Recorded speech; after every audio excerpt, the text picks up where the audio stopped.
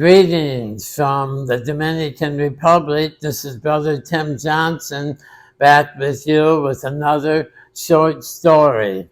Today is the 26th of January, and 18 years ago, on the 26th of January, I was preparing to go to Thailand. It was going to be our sixth trip doing evangelism. We had ordered 50,000 booklets in Bangkok. We had our reservations at the guest house where we were going to be staying, and we were preparing throughout the end of January for this trip.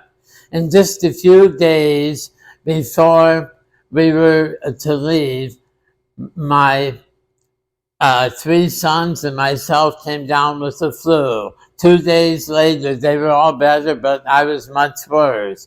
I had lots of diarrhea. My stomach was messed up. I was not doing well.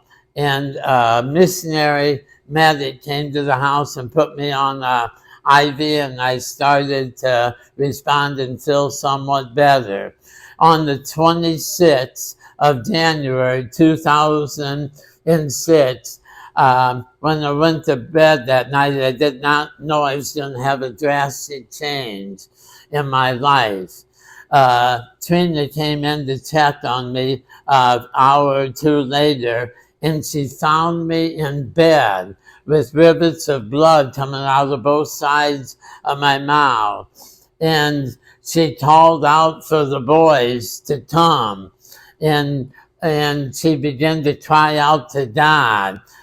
She said, when she saw me in my condition and saw I was limp and I wasn't breathing, she cried, oh God, is he dead? And she began to pray for me and turned me over and pounded on my back, began to work on me.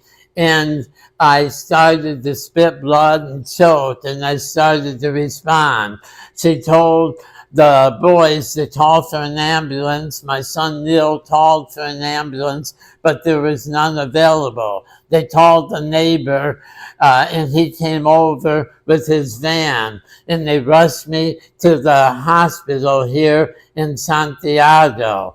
It was 2 hours before I realized I had no idea what was going on.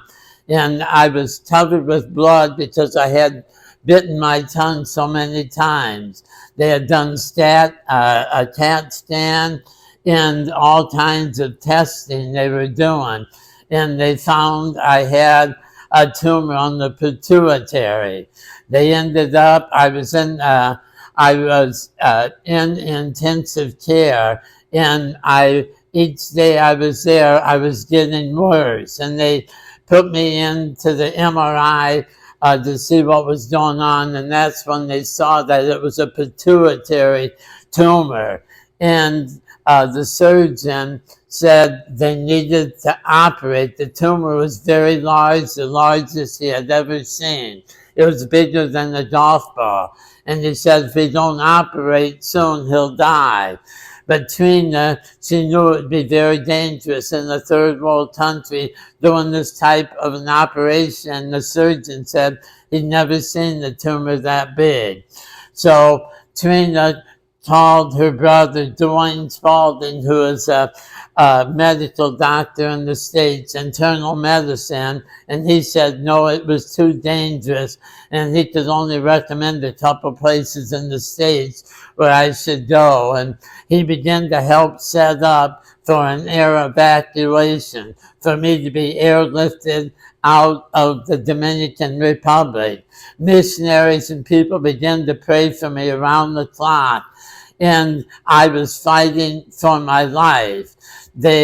My brother-in-law worked it out where an air ambulance came from the States, and it came to get me. My son, three sons, were put on a missionary flight, and they were taken to Florida, where Trena's parents were. And they were preparing me to leave the hospital here in Santiago, and I received a phone call from my sister Beverly in Kentucky just before the ambulance took me to the airport. And my sister said, Tim, just listen to me. And anyways, I had the phone up to my ear, Trena was holding it, and my sister began to sing, only believe, only believe, all things are possible, only believe. And anyways, that really encouraged me. And they rushed me to the hospital in the ambulance. And when we got to the airport, they took me right out to the runway, and an air ambulance was waiting for me. And the doctor was on the plane, and they had other people helping, medical people on the plane, and they said, we're going to put you out for the trip.